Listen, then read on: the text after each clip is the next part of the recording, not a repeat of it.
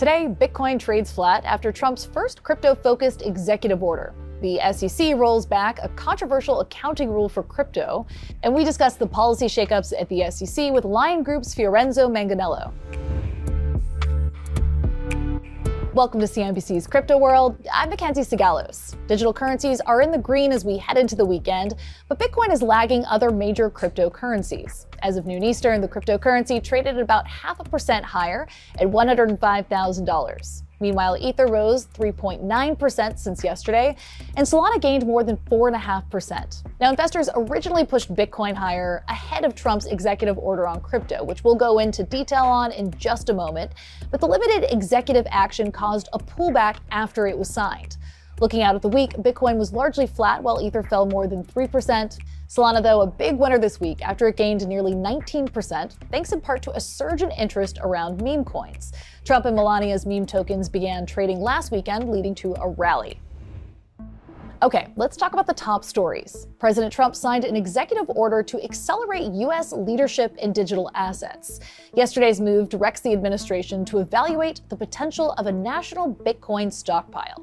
Now, this working group would be comprised of members of different agencies, including the Treasury, SEC, and CFTC. Now, the group would likely be chaired by venture capitalist David Sachs, who is Trump's pick for an AI and crypto czar. The executive order also hopes to ban the development of central bank digital currencies, revoking an executive order put in place by former President Biden, directing agencies to explore the technology.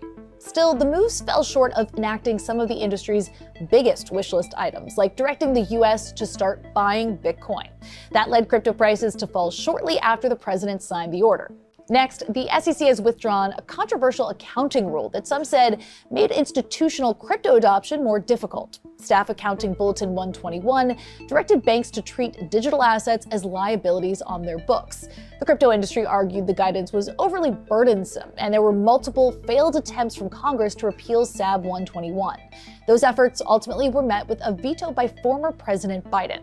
This latest rollback by the SEC follows a more pro-crypto stance from the regulator. This week, Interim Chair Mark Ueda launched a crypto task force to be led by Commissioner Hester Peirce. All right, let's talk more about the SEC for our main story. I spoke with Fiorenzo Manganiello of LIAN Group to get his take on the leadership shakeup at the agency and its new crypto task force. Plus, I asked him about the growing interest in meme coins after the launch of President Trump's own token. So it's been a busy first week of the Trump administration, and I want to start with perhaps the most progress that we've seen toward crypto regulation, this new SEC task force, which will be led by Commissioner Peirce with an aim to find a sensible regulatory path. What does that sensible path look like for the SEC? Yeah, sure, absolutely. I think, has been, a fantastic narrative for the last political election, and it's the first time that actually we see such impact for cryptocurrency in a political election. It's clear that, we have now a very pragmatic and business-friendly regulation and environment for crypto. And, I think this is really a keyword that we should consider. The most important thing is obviously to remove the barrier to entry, which obviously Gary Gensler have increased so much regulation, and with such a destructive approach, we had a lot of barrier to entries that allow businesses that wanted to operate in the US to move towards crypto-friendly regulation. So I would say remove barrier to entry and have a pragmatic and business approach. So we saw a surge in meme coin trading ahead of Trump taking office, and a few crypto market rallies around some of the early actions by the administration. What's the correlation between the rise in interest around meme coins, and we'll talk about Trump's in particular in just a moment. Yes, I think, meme coin, it's kind of fantastic because, if you think about it, Gary Gensler, I think it has been one of the key figure for, the kind of Gensler meme factory, right? There's been plenty of meme around him. And, the funniest one was like, if crypto is a security, then, we need to ban it, right? So I think, the cryptocurrency market and mainly, obviously, the user adoption obviously been focused on political figures related to crypto. And obviously, it started with the SEC and now is going towards Trump's and, the major player in SEC, because actually those are key people that, will impact the market. There was this trend for a while where the crypto industry was heavily focused on Bitcoin, Bitcoin ETFs, proving legitimacy to Wall Street, who was looking for a reason to use crypto within the confines of what was happening at the SEC. And it feels like this trend around meme coins is almost antithetical to that. Is that the case or no? And with the launch of Trump coin, does the crypto landscape get harder to navigate for institutions? Yeah, absolutely. I think, unfortunately, this goes a little bit away and against what we've seen. We have been trying over the last 12 months to build an institutional infrastructure for crypto in order to make sure that, banks and asset managers can actually have investable product in the financial services. And unfortunately, it's true that, those meme coin might actually create volatility in the market and, might kind of make us believe that, we are going backwards towards, more the ICO era of 2018. So, I think, this should be obviously moderated and taken in consideration.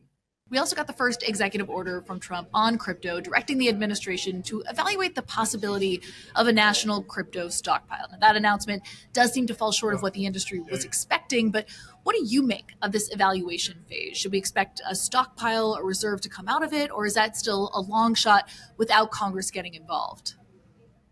No, I think that's definitely something going to happen. It's true that it's more complicated that what we thought to kind of have a full and formal implementation, but we're definitely expecting and definitely see that event happening in the next 12 months. What's the outlook for crypto regulation and what's first on the checklist?